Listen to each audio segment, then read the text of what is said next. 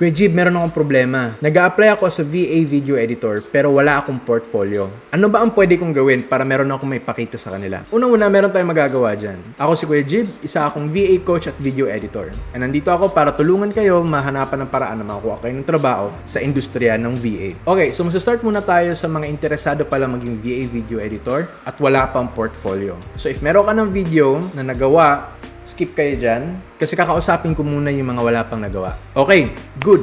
Interesado kang maging VA video editor pero wala ka pang video na nagagawa o kung meron kang nagawang video hindi pa ganun kapulido enough para gawinitin mo as a portfolio. Ang ipapakita ko sa inyong steps, ito yung mga shortcut to ha, mabilisang gawa to at kailangan natin dito ay purong passion at talagang isasagad natin ang sarili natin dito kung gusto mong makakuha ng trabaho as a VA video editor as soon as possible. First, kailangan mo munang siguraduhin na ito talaga ang gusto mong trabaho. Gusto mong gumawa ng video para sa mga kliyente, gusto mong mag-edit ng video kasi yan yung art na na-i-enjoy mo. Hindi ka mag-VA video editor dahil ang habol mo ay pera lang. Kasi kung pera lang ang habol mo, I'm telling you, madi-discourage ka simulat sa pool. Kasi sa panahon ngayon, napakaraming magagaling video editor.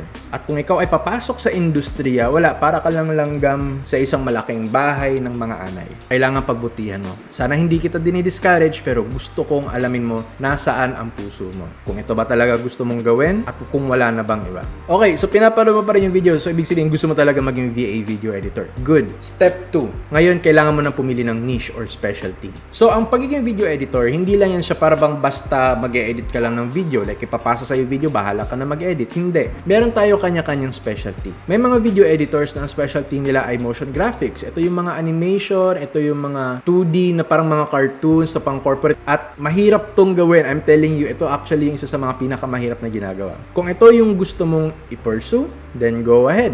Pursue mo yan. Pero again, kailangan mo muna pag-aralan yung basics. At paano ka matututo ng basics nito? Kailangan mong i-YouTube. May mga video editors naman na ang specialty nila ay mga documentaries. Ito, medyo mabibigat tong trabaho na to kasi ang binibigay sa inyo ng mga files ay usually hindi bababa sa between 150 to 300 gigabytes. Kasi yung mga videos na ipapadala nila sa inyo ay for cinematics, minsan separate pang audio. So ito medyo mabigat to na trabaho. Hindi siya mas mahirap, mas mabigat lang. Next would be e-commerce. Ngayon, ang pagiging VA video editor sa e-commerce, hindi rin din basta-basta yun. Mukha lang siyang madali kasi mabilis lang ng mga video. Usually 1 minute and 50 seconds. Pagbebenta ka lang naman yan, saktong splice lang naman yan. Mabigat ang paggawa ng e-commerce videos kasi unang-una, kailangan mo mag-isip muna kung paano mo sisiguraduhin na yung video mo bebenta. At merong paraan yan. Ititrain naman kayo eh.